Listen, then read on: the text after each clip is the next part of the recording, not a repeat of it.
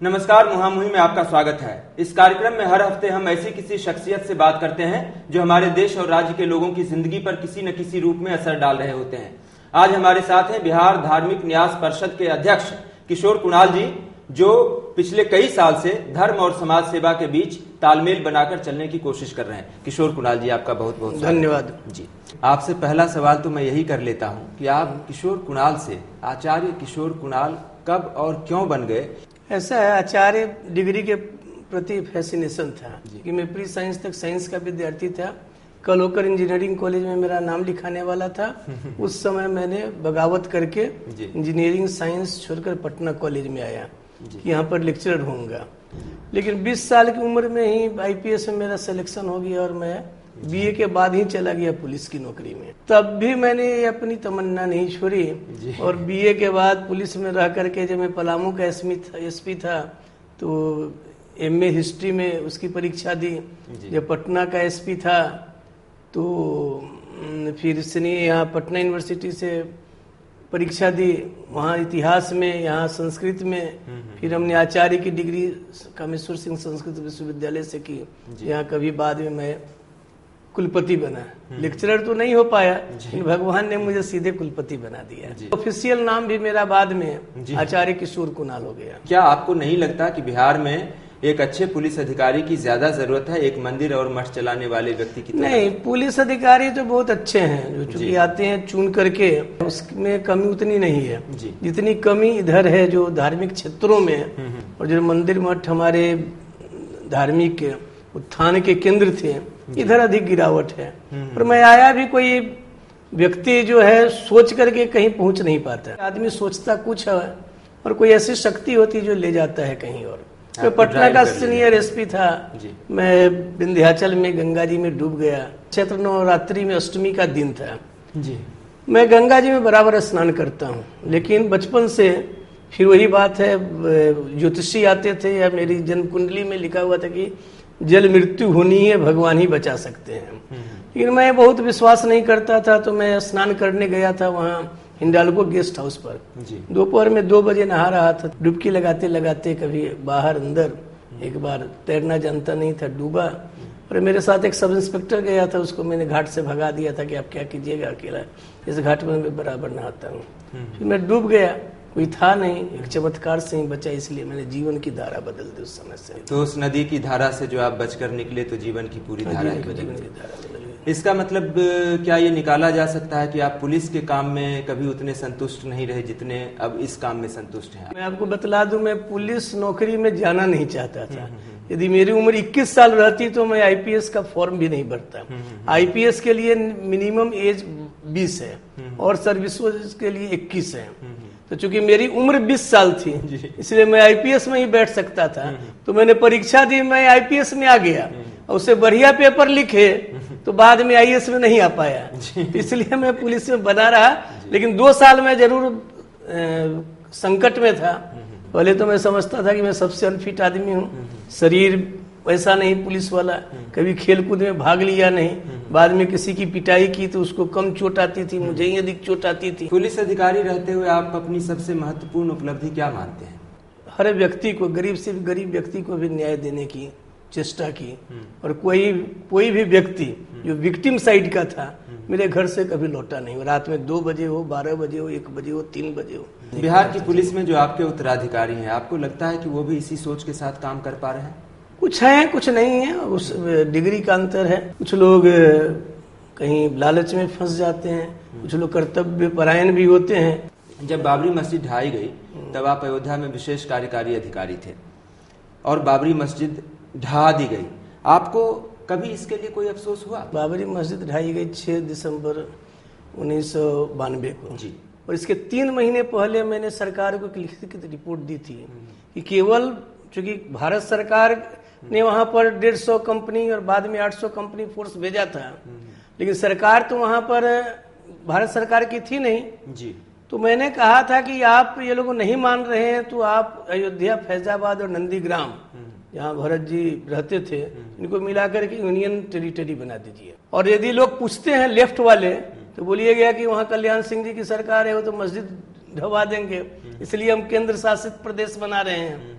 ये लोग पूछें तो कहिएगा कि वेटिकन स्टेट की तरह हम स्टेटस दे रहे हैं, इसको अयोध्या का बढ़ा रहे हैं। मैंने बहुत कोशिश की, नहीं कुछ हुआ। तो यह तो मैं नहीं जानता था कि ये ढा दी जाएगी। मैंने कहा था कि मेरा काम केवल निगोसिएशन का था, वार्ता कराने का था। मैं एक तरह से पंच के रूप में था, मैं लॉ एंड ऑर्डर से नहीं जुड़ा हुआ था। लेकिन मुझे ये आशंका थी कि 6 दिसंबर को गोलियां चलेंगी, 2000 लोग मारे जाएंगे, उसमें होगा किशोर कुमार कुणाल धार्मिक व्यक्ति है, इसी को रिसीवर बनाकर भेजो। तो मैंने नरेश चंद्रा साहब जो senior advisor to the prime minister थे, उनको कहा कि बंदा चला बिहार, मेरी जो भूमिका थी समाप्त हो गई। हाँ, एक बात और कहना मैं भूल गया। 4 दिसंबर को मैंने 11 बजे नरेश चंद्रा साहब से पूछा था कि परसों क्या होगा। नरेश चंद्रा साहब ने कहा कि यही बात मैं प्रधानमंत्री जी से पूछ कर आ रहा हूँ। तो उन्होंने कहा कि हम लोग हनुमान जी की तरह सुप्रीम कोर्ट के दरवाजे पर बैठे हुए हैं। सुप्रीम कोर्ट ने वहाँ के मेरठ के एक डिस्ट्रिक्ट जज साहब को भेजा है, वायरलेस से हर आधे घंटे पर खबर कर रहे हैं। सुप्रीम कोर्ट का जैसा आदेश मिलेगा वैसा हम लोग करेंगे। तो मैंने कहा कि सुप्रीम कोर्ट के आदेश एक्सिक्यूटिव स्टेट है, जब dictated its own authority then only God can save the country.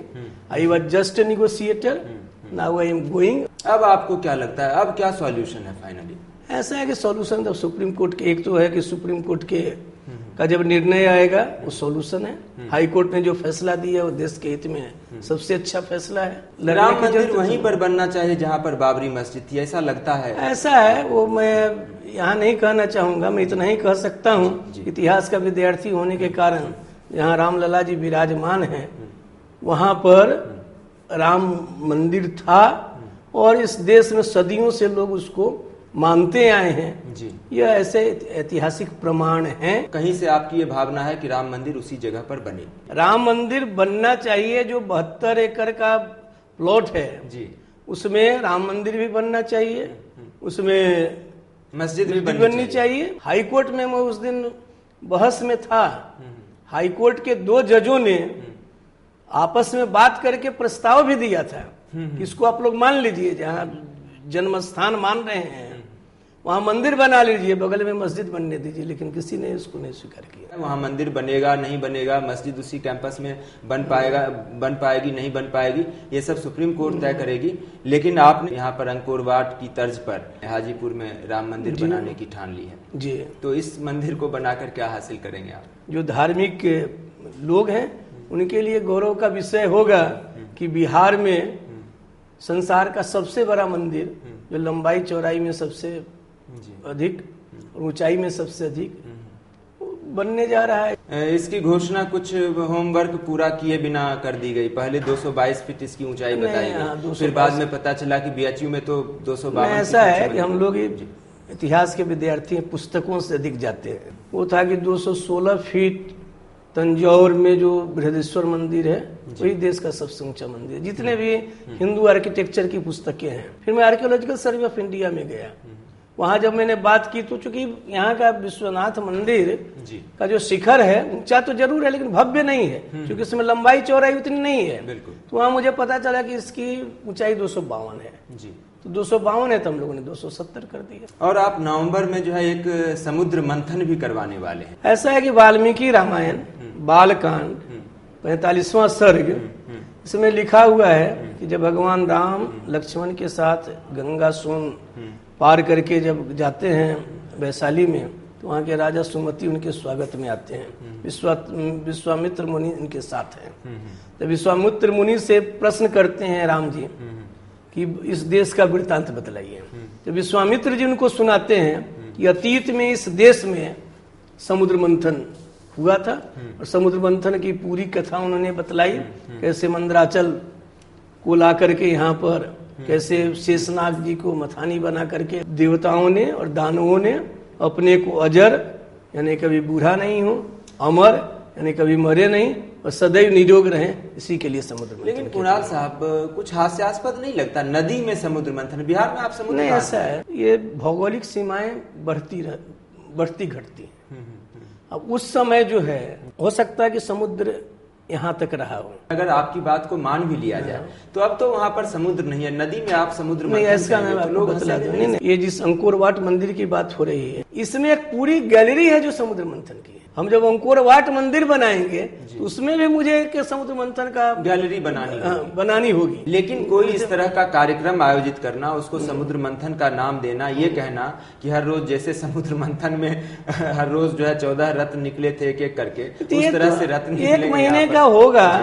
और उसमें जैसे आज भी ये मंदार पर्वत, और लोगों को यही है कि अपना जैसे जाते हैं और बड़े बड़े आयोजन होते हैं, उसमें जिस तरह से मनोरंजन के साधन होते हैं उसी तरह से ये मनोरंजन आस्था के साथ समुद्र मंथन की में जो रत्न निकले, जैसे सबसे पहले हलाहल निकला, तो हलाहल निकालने के लिए तो आपको मुझे लगता है कि पहले नेताओं का मंथन करना पड़ेगा, नेताओं से जहर निकाल कर जो है वो सारा वो क्या हलाहल होगा, कैसे होगा, इसको लोग बना रहे हैं, अपना कर रहे हैं। जो लोगों के मन के भीतर जहर है वो जहर आप निकाल नहीं पाएंगे तो फिर कैसा मंथन?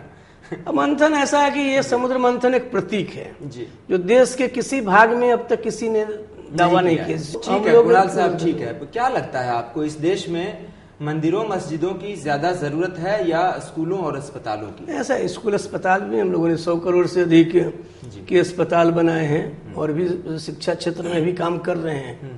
ऐसा नहीं है कि ये कर रहे हैं तो वो नहीं कर रहे हैं। हम लोग धार्मिक क्षेत्र में हैं, हम लोग मंदिर नहीं बनाएंगे तो दूसरा कौन बनाएगा? ईसाई मिशनरियों ने इस देश में जितने चर्च नहीं बनाए उससे ज्यादा स्कूल और अस्पताल बनवाए। ये हिंदू और जो मुसलमान जो हमारे देश में है वो मंदिर और मस्जिद ज्यादा बनवाते हैं, स्कूल और अस्पताल कम बनवाते हैं। इस चीज को मैं समझना चाहता हूँ। हिंदू धर्म ने जितना परोपकार पर बल दिया है, ये तो भाषणों में है, किताबों में है, ग्रंथों में है। ईसाई मिशनरियों ने ज्यादा चर्च कम चर्च बनवाए, स्कूल अस्पताल ज्यादा बनवाए, हम ज्यादा मंदिर ऐसा नहीं, इसमें थोड़ा संदेह। उन लोगों ने स्कूल और अस्पताल बहुत बनवाए लेकिन चर्च भी उतने ही बनवाए।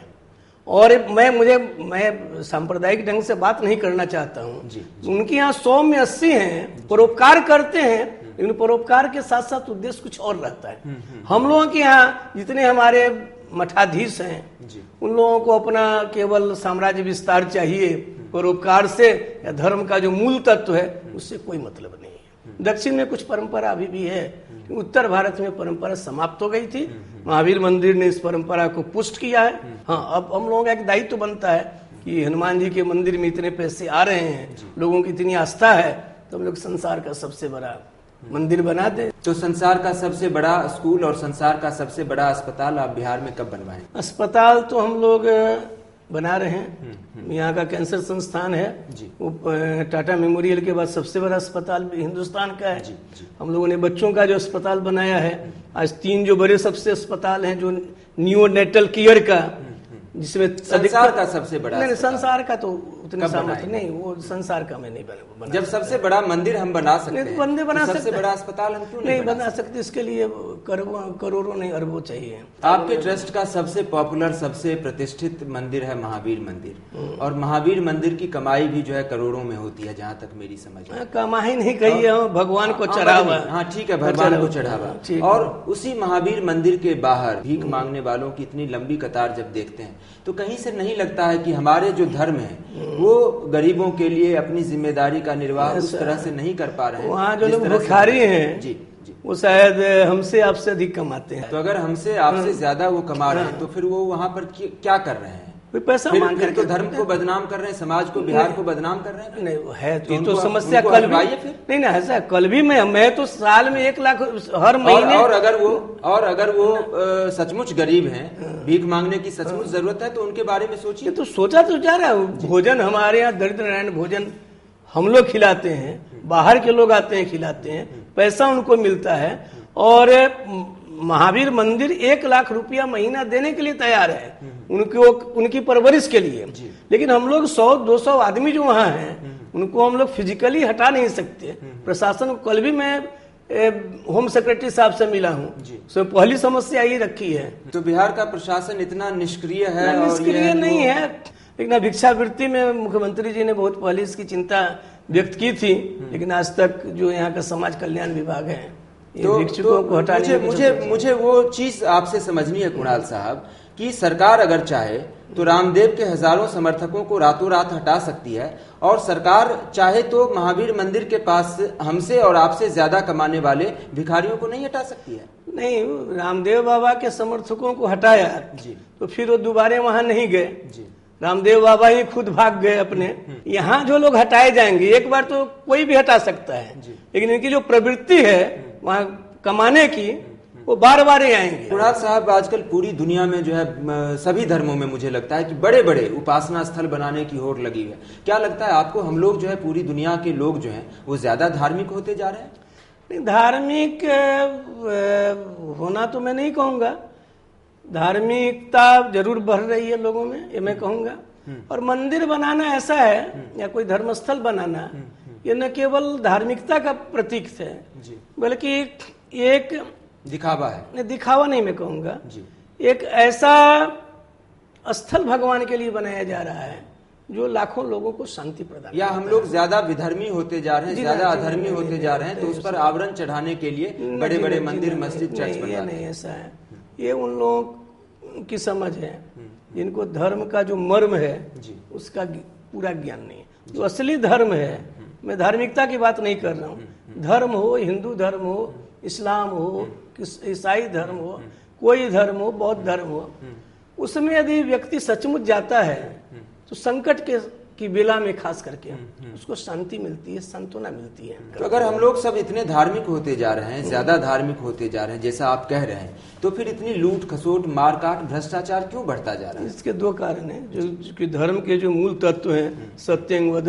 धर्मं चर, हमारे यहाँ जो धर्म की परिभाषा दी गई है उसमें सत्य बोलना, अपरिग्रह करना, बहुत अधिक संपत्ति नहीं रखना, अहिंसा करना, अहिंसा में विश्वास करना, ये सब जो है उसमें विश्वास नहीं रहा। तो आप कहीं से ये मानते हैं ना कि आप अपने मंदिरों में भीड़ तो इकट्ठा कर लेते हैं, लेकिन उस भीड़ में जो संस्कार आना चाहिए, जिन गुणों की बात हमारा धर्म करता है, वो गुण आप उनके अंदर विकसित नहीं कर पा रहे? ऐसा करते सबके लिए तो नहीं ना। समाज में मान लीजिए कि बिहार में 10 करोड़ लोग हैं जी, तो 10 करोड़ में 10 करोड़ मंदिर में नहीं आते हैं, 1 करोड़ भी नहीं आते होंगे। ठीक है कुणाल साहब, अभी आपसे बहुत सारी बातें और करनी है। अभी वक्त है एक ब्रेक का। ब्रेक के बाद हम लौटेंगे तो कुणाल साहब से पूछेंगे कुछ और पहले सवाल, और साथ ही वो चंद सवाल जिनके जवाब हम उनसे सिर्फ हाँ या नहीं मिलेंगे।